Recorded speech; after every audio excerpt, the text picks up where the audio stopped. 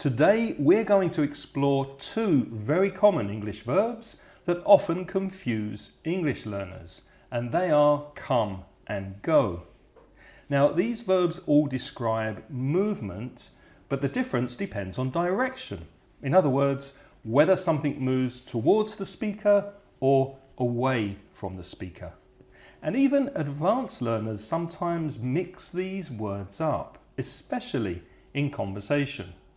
So in this episode, we'll explain the meaning of these verbs, we'll compare them, and practice with lots of natural examples used in everyday English. Welcome to Aprender Inglés with Reza and Craig. Hello and welcome to the podcast, especially if you're a new listener. My name's Craig.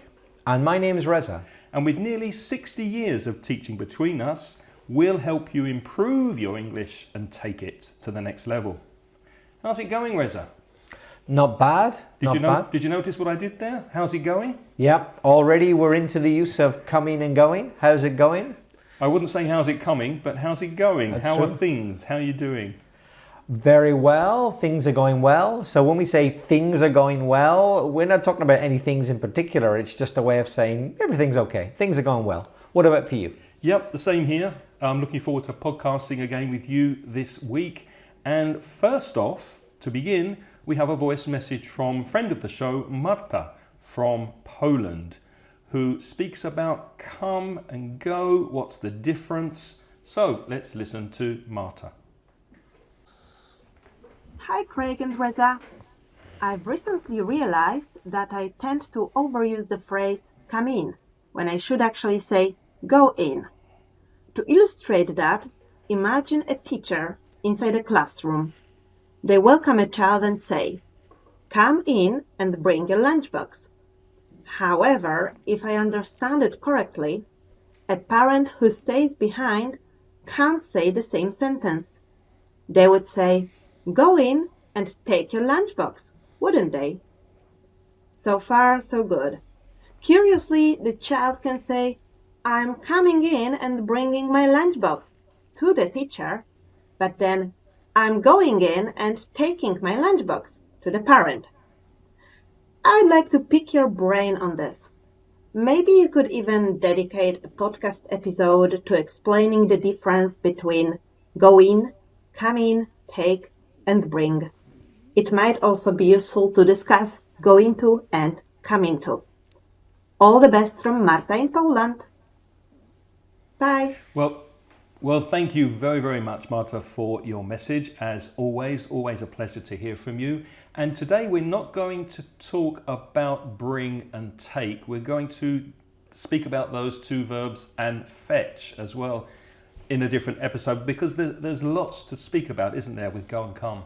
Yes, Marta, we originally did think of combining all those verbs, but it would have been an episode which was about an hour and a half long, possibly, and that's just too long. Yeah, to be honest, we can't wait over an hour for a coffee. We just need to break after half an hour. So we decided to logically split it up into come and go, which are the verbs of movement, and then bring, take, and fetch, which are about moving things, not yourself, carrying things. So that's how we decided to break it up, Marta.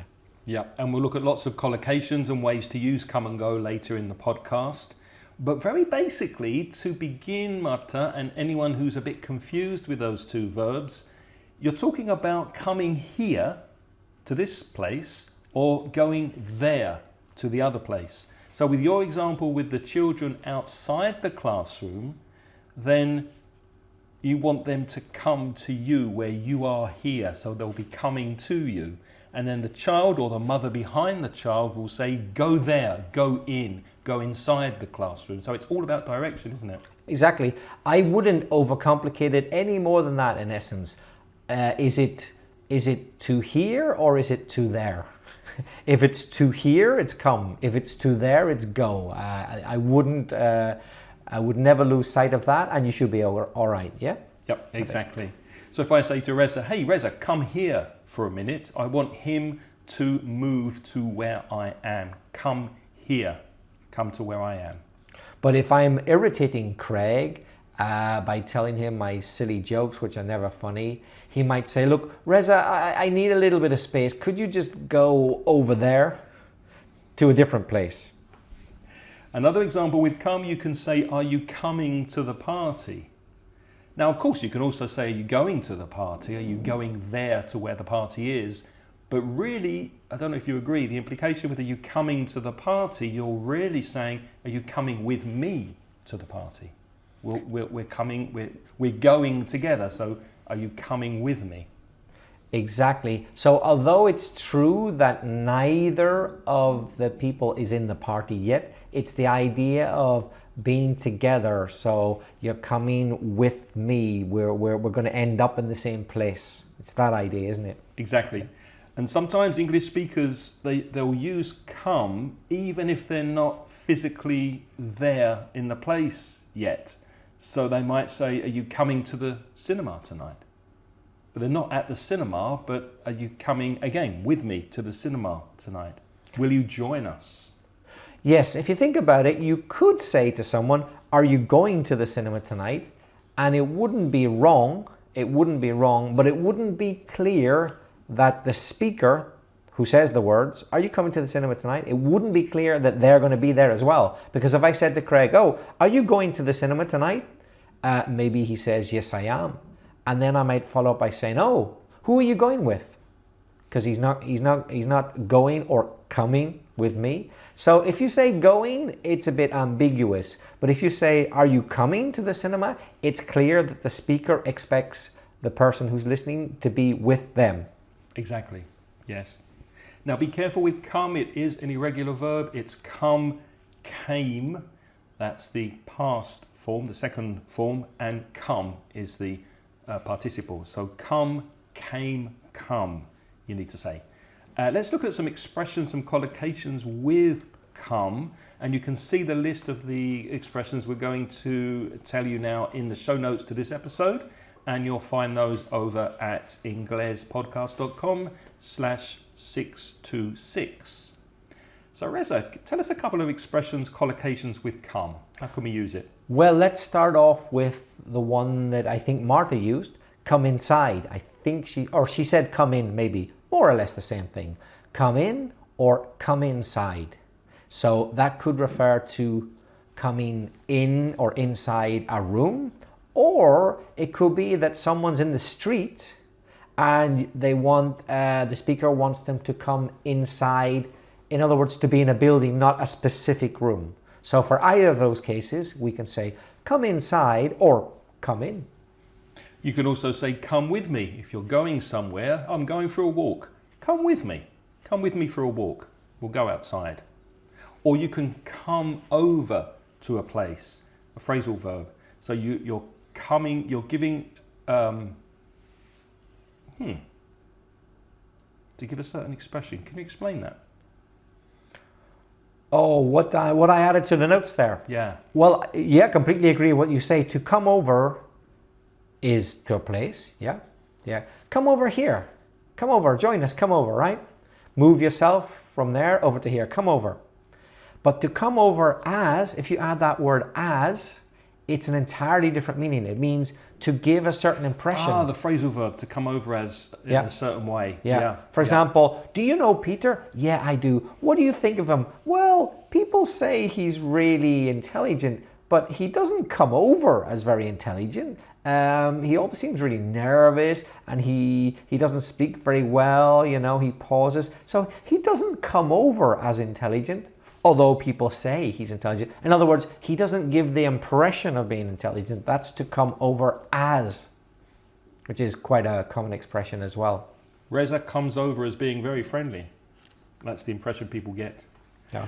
Whether it's true or not, who knows? It is true, of course it's true. Come to think of it is another expression. Come to think of it, which you would use when you just realize something, you just think of something. Come to think of it, I think we'll go out for lunch today. So I've just realized that we need to eat. Come to think of it, it's a nice day to go outside and have lunch in a restaurant. Mm-hmm. Or it's also very common whenever someone makes a suggestion and you hadn't thought of it before. So imagine you have your plan and someone says, well, no, actually, why don't we do this? And you say, yeah, come to think of it, that's a good idea. Come to think of it, like, your plan's better than mine, or I hadn't planned that. It's very common in that situation. Yeah, come to think of it, that's a good idea. More expressions. We've got come downstairs. Imagine you live in a house with stairs, so there's an upstairs and a downstairs, and you're downstairs, but your friend or your child or your husband or wife is upstairs. Say, hey, come downstairs for a minute. So come in this direction, come to me, come downstairs. Of course, it could obviously also be go downstairs, but that would be then, if I said to Craig, go downstairs, then we're both upstairs and I want him to go to a different place, right? So not to be confused with, if I'm downstairs, but Craig's upstairs, and I say to him, come downstairs, I want him to join me, right? So it's back to that simple essence, come to here, but go to there. So you can say come downstairs, you can say go downstairs, you can say come upstairs, you can say go upstairs. You can say come closer if someone is too far from you. Come closer. I could say to Reza, come closer to the microphone, for example. Yeah, although that's not a good idea because I will start popping my peas. Yeah, I have a bad habit of. Well, it's a very common thing. Your what they call plosives, you know, when you make sound. If you're not careful with a microphone, you have big problems. So I shouldn't pop my peas. But you just did. I did. But as a demonstration. There's another phrasal verb which is to come down to. To come down to. A 3-word phrasal verb, which means to put it simply. You could say what it all comes down to is blah, blah, blah. So learning a language, in my opinion, what it all comes down to is noticing the language and then practicing it and then deducting or deducing, finding out what works, what doesn't work, experimenting. So it all comes down to noticing language and then practicing it. Come true is a very common expression. So come followed by the adjective true. And if something comes true, that means it was a prediction or maybe a dream, but now it's actually happened. It has come true. Have all your dreams come true? Some of them have, but not all of them. What about yours? The same, yeah. Some have and some not yet. The dream of being paid a fortune to podcast, that hasn't come true yet. Not yet. So my dream of podcasting has come true, but the part about getting lots of money for doing it, that hasn't come true. You can come first and you can come last, especially if you're in a competition or a race. So my football team came first this year. They won the league. Go Arsenal. Or you can come last, in which case, then, yeah, no prizes for coming last. Yes, if you want to depress Craig, though, you could be a party pooper and say, yes, you did win the league, but you didn't win the Champions League, though, did you? Thank you for reminding me. Yeah, became second. Yeah, but still, to get in the final of the Champions League as well as winning the Premier League, hey, wow, not many teams do that. Yeah, but penalties, come on, is that fair? You can come to an agreement with someone, which means to arrive at an agreement. Imagine there is an argument and you're discussing it and you say, well, look, let's come to an agreement. Let's try and solve this. Let's arrive at a consensus where we agree on something. That's to come to an agreement. Craig, a lot of people at first, and even still today, are very skeptical about using artificial intelligence. But more and more people are coming round to the idea. They're coming round to it. That means at first they didn't like it, they weren't convinced, but eventually they accepted it. So more and more people are coming round to the idea of the usefulness of AI. More and more people are coming round. Having said that, there are some people who are going off it at the same time. If you go off something, that means you did like it, but now you don't. Yeah, that's true.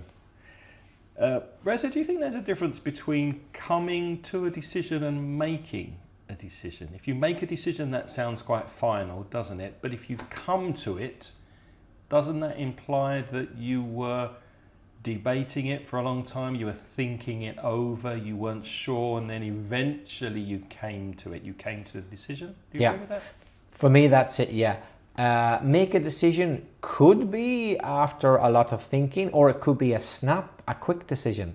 For example, I could put you on the spot. That means I could ask you something very quick, like, Craig, tell me right now, we have to book a table for a restaurant. It's gonna fill up. Tell me, 9:30 or 10? You say, I don't know. I say, no, you have to make a decision now. I couldn't say, Craig, I want you to come to an agreement or come to a decision. That doesn't make sense, no. So the idea of coming to an agreement or is, you've had to think about it and eventually you get there. So it can't be for quick things. Yeah, that's the difference, I think. Make could be quick or could be slow, but come to an agreement is definitely a slow process. Yeah. And then if Reza's taking a long time coming to a decision, I might say, come on, Reza, which means hurry up. If I say come on, that means move yourself, do something, hurry up, come on. On the other hand, Craig often says, come on to me for an entirely different reason. When I say, as I often do, something silly, he'll say, come on, which is a totally different use of the same phrasal verb.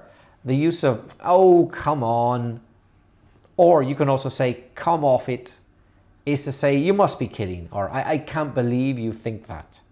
Imagine if I said to Craig, oh, Craig, I think within the year we'll be multi-millionaires because of the podcast. Oh, come on. He said, come on. You must be joking. Yeah, it's not going to happen, We might make a few pounds here and there, but we're not going to, come off it.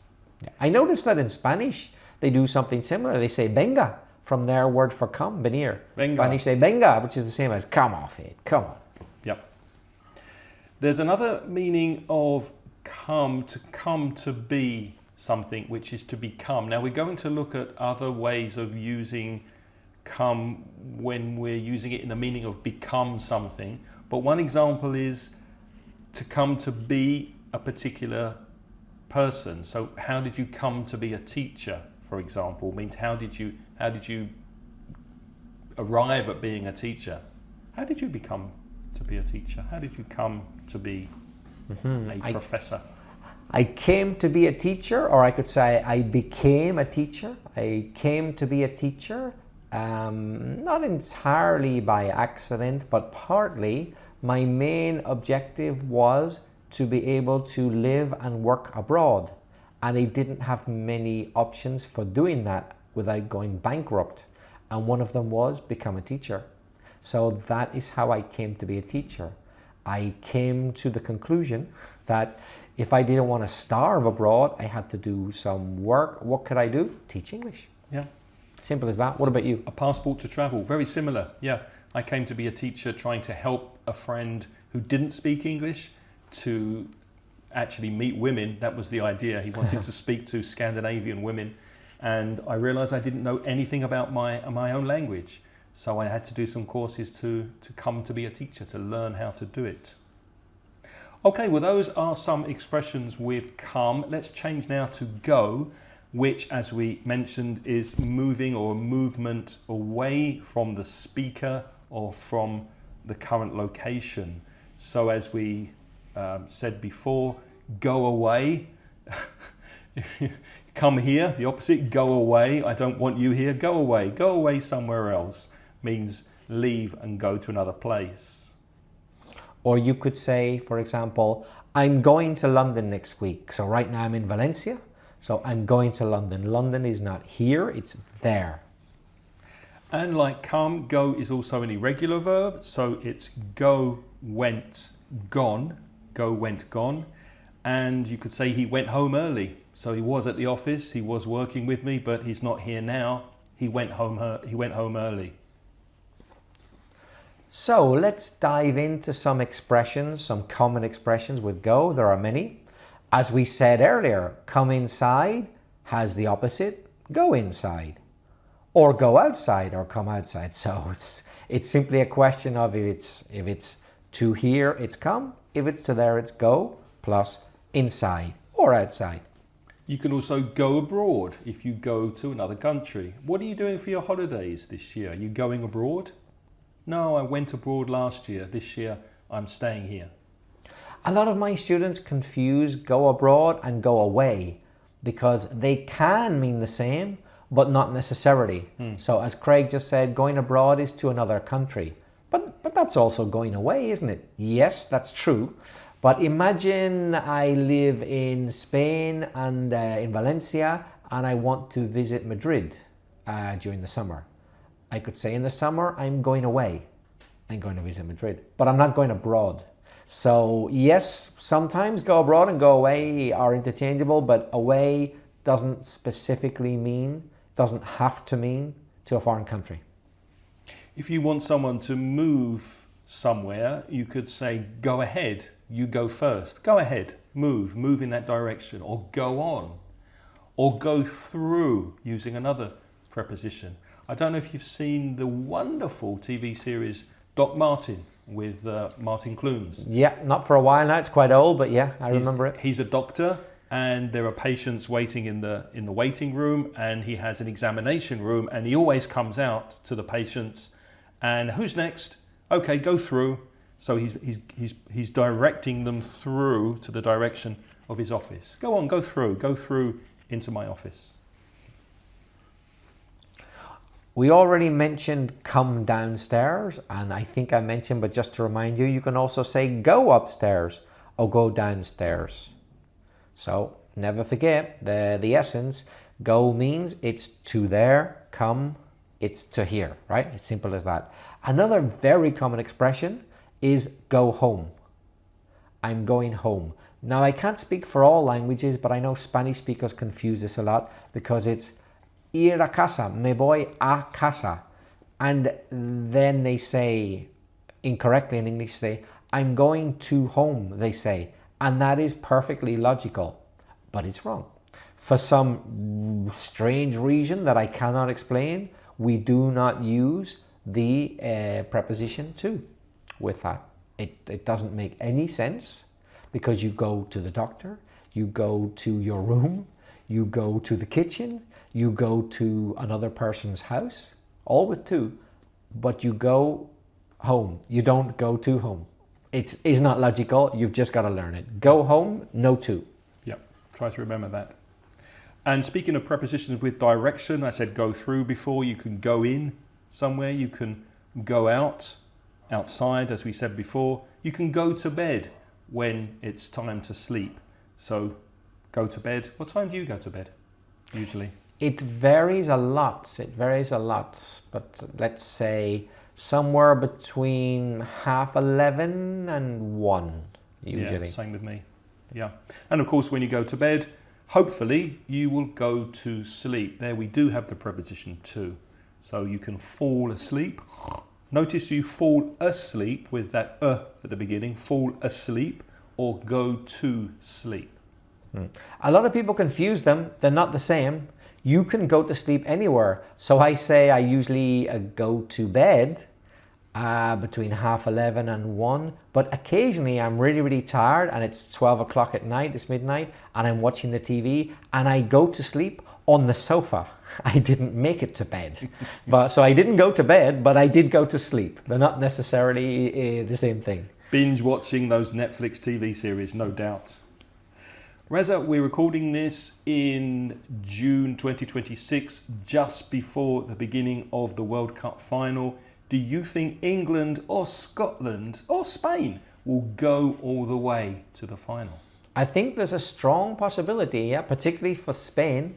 They might go all the way. That means they might get to the final, they might win. They won't be, there's no limit for them, no restriction. They could win. They might go all the way. What do you think? Yeah, I'll go along with that. So the expression to go along with something means to agree with it. So you can go along with what someone says. Yeah, I go along with that. I agree with you. Or, I'm sorry, I can't go along with that if you disagree. So to go along with something, to agree, or to agree to do something. And as for England and Scotland, I think their chances are not as good as Spain. But still, I say to both of them, go for it. Go for it. Good luck. good luck. Yeah, go proceed without any fear or trepidation. Trepidation is, oh, worrying, I won't make it. Go for it. You know, be brave. Try it. You might make it. Go for it. And you can also go for gold, which, okay, the World Cup is made of gold, I think, or it's gold plated. But if you're competing in the Olympics, then you could say go for gold, because gold is the gold medal, the first prize in the competition. Go easy is quite a common expression as well. You wouldn't normally use that in competitive sport though, because they don't want you to go easy. They want you to go for gold. To go easy is not to be too tense, yeah, to chill out, yeah, go easy, yeah, don't be too hard, don't be too severe. And you can also go easy on a person. Imagine a teacher is getting really irritated at a student who never does their homework, they never focus in class, they're always distracted.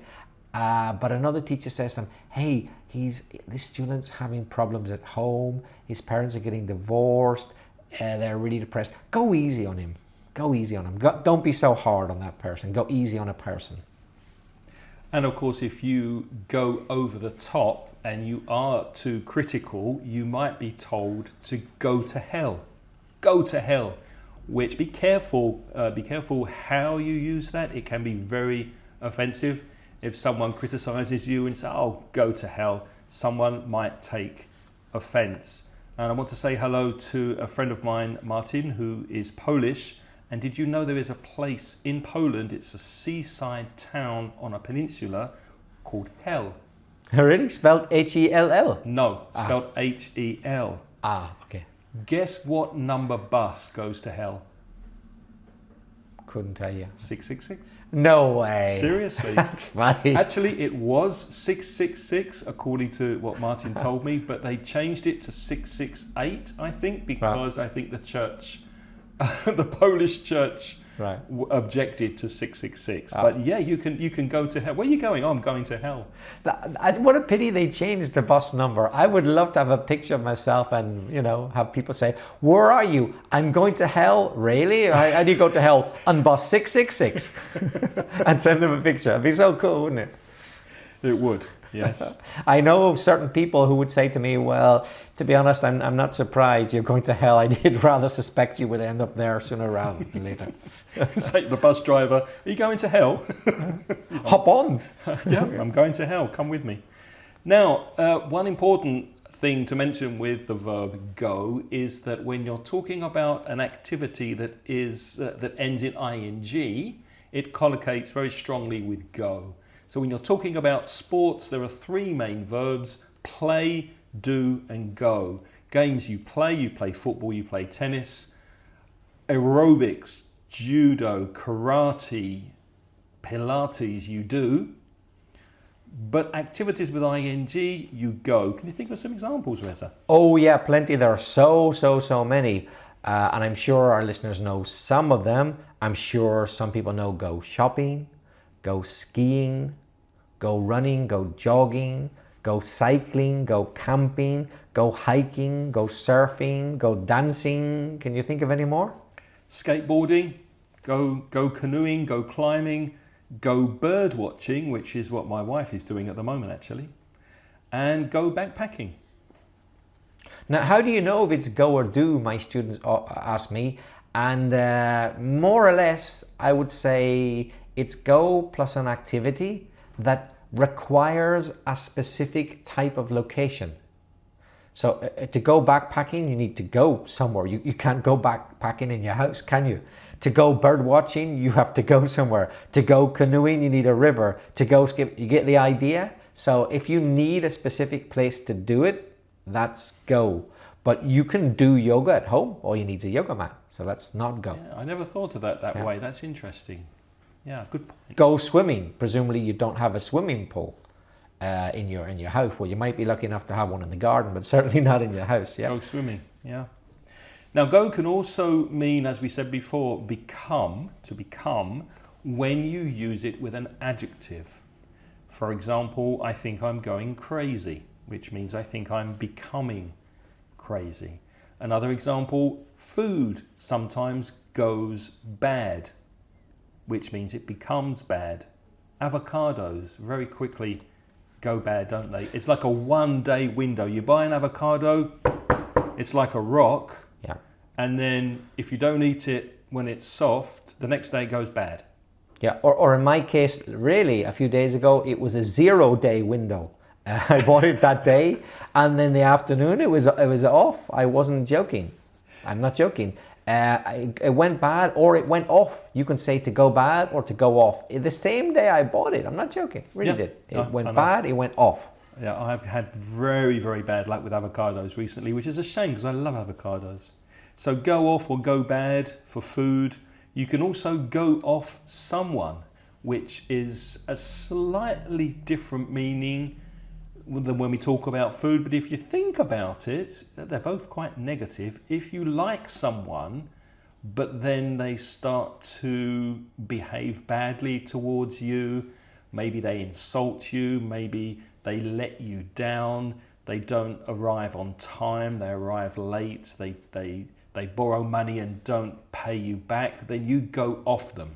So you used to like them, you liked them before, but not now. You've gone off them. Oh, I've gone off my friend John, he's always letting me down. You can also go off something. For example, there's a series, I think it's on HBO. No, we don't get paid for the publicity, but I just mentioning it. Which I really liked at the beginning, but I've gone off it completely now because, like so many series these days, they're stringing it out. They're making it longer than it needs to be. They just see that it's popular and they think, well, let's just keep adding episodes. Which series? From. Do you know From? I've seen it advertised, but I haven't watched it. So you recommend it, but not... The first season was absolutely fantastic. Okay. The second was not bad, but not the same. I think they're on the fourth now, third or fourth.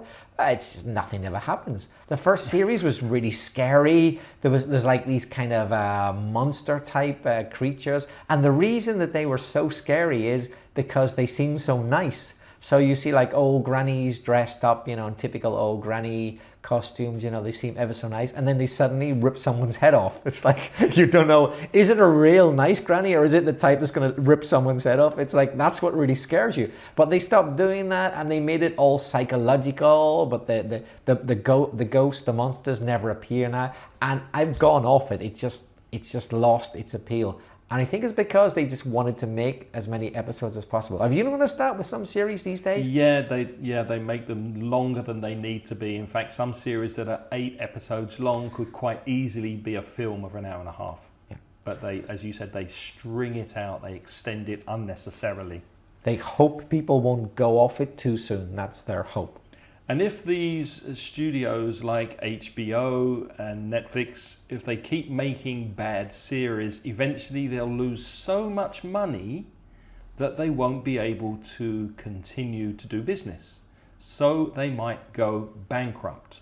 If a business goes bankrupt, it has no money in the bank, it probably owes money, it's in debt, and then it cannot function, it cannot operate as a business. It goes bankrupt. Another very common expression these days is to go viral. I'm sure many of the listeners already know it. If something goes viral, it's nothing to do with diseases. It's not like you've got COVID and you've given it to lots of people. No, that would be to spread a virus. To go viral is when a clip, something on internet, a video on internet becomes extremely popular. In other words, it spreads like a virus. It spreads quickly and just the effect multiplies. That is when something on the internet goes viral. If something doesn't happen or work out and give you the result that you want, you could say it goes wrong. The opposite, of course, is to go right. If something's going right, everyone's happy, it's good. But if something's going bad, it's not such a positive thing. What do you think about this podcast so far? Is it going wrong or is it going right? I think it's going right. I think so. What do you think, watching us there or listening to us? Oh, I notice everything's gone quiet. Yes, it's all gone when quiet. you ask that question. Do you like it? Do you like it, listeners? Silence. Went quiet. Yeah. So to go quiet, to not make a noise. Why have you gone quiet all of a sudden? What are you thinking about? Why have you gone quiet, you could say? If you are very unlucky, you could go blind. So you were able to see before, then you have a problem with your eyes and you go blind. Actually, come to think of it, it once happened to me temporarily for about an hour. Really? I tell you, well, I didn't go completely blind. I went blind in one eye. Boy, is that scary. Wow. What was it? Did you find out what it was? Well, I didn't think it was going to be permanent at first, although then after half an hour I thought, God, it might be. I had acute conjunctivitis. Now, many people have had conjunctivitis, but I'm talking about acute, and that's what they wrote on the doctor's note, acute. My eye, the eye that had the conjunctivitis, looked double the size as my normal eye. It was like huge. So it was infected. But huge, really, really huge. And a liquid kept oozing out of it. And you get really paranoid. I couldn't see. I thought somehow I punctured my eye or something, and it's dripping out, you know. But no, it was just conjunctivitis producing like a pus. But I couldn't see out of it. I went to hospital, rushed to hospital, and they put a few drops in, and it calmed it down. But boy, I really thought at one stage that I might go blind in one eye. Scary. It was really scary, yeah. We've given a couple of recommendations so far on this podcast from, Reza mentioned, a TV series, not so great, but maybe the first series is worth watching. And I mentioned Doc Martin, which is a very good English comedy. My third recommendation, I'd Rather Go Blind. Oh, that's the name of a series, is it? No, it's the name of a song, the original song sung by Etta James. But my recommendation is Beth Hart and Joe Bonamassa live in Amsterdam singing I'd Rather Go Blind. And I will put a link for you in the show notes to remind you. That's at inglespodcast.com/626. If you like blues music, rhythm and blues, it's a fantastic song. I'd Rather Go Blind. Well, moving on to a rather more depressing topic. Many people in the United Kingdom these days believe, they say, I'm not sure I agree with them, certainly not entirely, that the country's going to the dogs. Now, does that mean that people are moving in the direction of animals? No, it doesn't. If something not betting on horses, they're betting on dogs. Doesn't mean that. It's like, we're tired of horses now. It doesn't mean that. If something's going to the dogs, or you can also say going to pot, it's deteriorating badly over a long period of time, but it's getting worse and worse and worse and worse. And now it's really bad. It's been slow, but it's really bad now. A lot of people say, the country's going to the dogs. Well, the health service is going to the dogs. That's for sure. The NHS is I would agree with that, but I don't know about the entire country, but certain elements of the country, yeah, you could say have gone to the dogs. So it's a very common expression to use when you're criticizing the state of society in being in decline, that sort of thing. And if it gets really bad, then you could go crazy, as we mentioned before. Other collocations, you can go mad, go bonkers, which is more informal, to go bonkers, to go crazy, or go bananas is another expression, to go mad. Craig, is there anything that makes you go bananas? Monkeys? Oh, very good. Very good. I don't know. People who are not considerate, that makes me go bananas. People who don't think about other people when they're driving or when they're interacting with other people, that makes me go bananas. What about you? I want to bring up something that we've talked about in the past. I can't remember the episode right now, but I know that we agreed on blatant queue jumping, making us go bonkers. Yes. Because we're British after all. Jumping the queue. And the queue, the line of people, is sacred in the United Kingdom. Or it used to be in our day. But, maybe not anymore because the country is going to the dogs, who knows. But it used to be sacred, and Craig and I are of an age, certain age, that we do not like queue jumpers. It makes us go mad. But what makes you go mad? What makes you go bananas? Why don't you send us a voice message and tell us what you think? Try and practice some of these collocations with go and come. Reza, how can people contact us? The best way we think is to send an audio message to, there's a link in the show notes, it's to speakpipe.com/inglespodcast. Or you could send us an email. To send me an email, send it to Craig, Craig, at inglespodcast.com, or to Reza, write to Belfast Reza, that's Belfast the city, and Reza at gmail.com. If you're a Spanish speaker and you want to improve your English, with free or paid resources, you could visit the Mansión Inglés website. It's at mansioningles.com. And also, specifically for paid products, you can browse the online store, which is at store, that's store, .mansioningles.net. And you may decide that you would like a full transcription of this podcast so that you can read every word that we say, and you can do that by joining our Patreon program for a very small donation. As a Patreon member, you'll receive the full transcription by email every week so that you can read every word and practice your pronunciation. You'll also get a monthly invitation from me to join an informal chat on Zoom. And I'm considering doing a quiz next time we meet. So if you like quizzes, that might be worth your while joining for a month or two and having some fun on Zoom. But you can tell us what we're talking about next week. I can tell you that we're talking about something which didn't appeal to me at first, but later I came around to the idea, the gym.